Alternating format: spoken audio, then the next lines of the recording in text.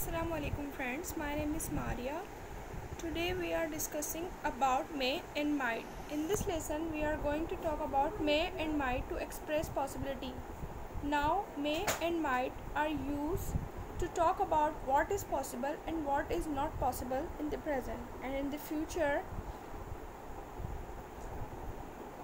Now first, we all may and might are both interchangeable. That means you can choose whichever you want to use because they have same thing, the same meaning. Now the only small difference is that may can sound little more formal. So if you are writing is better, then use may rather than might other ways. They have same meaning. Let's talk about some examples. First one is Maria might be busy. So imagine if I am trying to call my friend Maria and the phone is ringing, it goes ring ring, the phone keeps ringing, but nobody answered the phone, and I think Maria might be busy. Maybe that's why she is not answering the phone.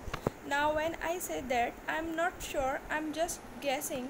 If I'm sure, I would say Maria is busy, but I don't know that, so guess I am saying Maria might be busy. Of course you can use may as well as Maria may be busy. Now in this sentence you notice about be. It's very common to use be and or might be when we are talking about the present and we are making guesses about present tense. Now the second sentence, we may go to Italy on vacation next year.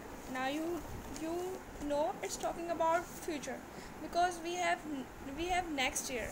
However, we are still guessing about next year. This sentence tells you that we have not planned for the vacation.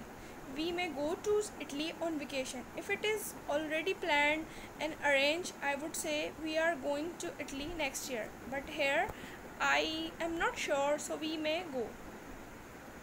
Now the third sentence, it's in negative.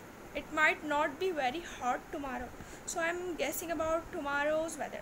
However, I have not seen the weather forecast, so I don't know.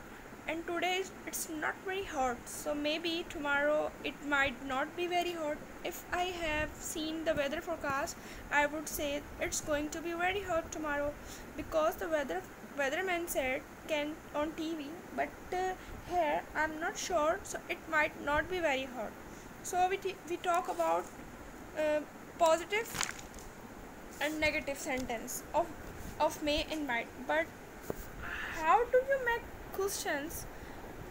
Well, there are two ways to make questions. The first way is to do what we normally do. It in the present tense. Now if this was the present tense sentence, this Maria is busy, but that's a present simple tense. We would change the position of the subject and proverb. We could say is Maria busy, and that is the question. You can do the same thing with this sentence. You can say might Maria be busy, and that is possible.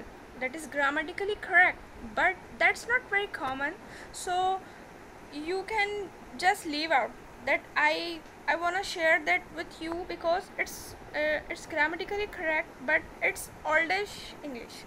So the easiest way to make questions which may and might is to use this do you think.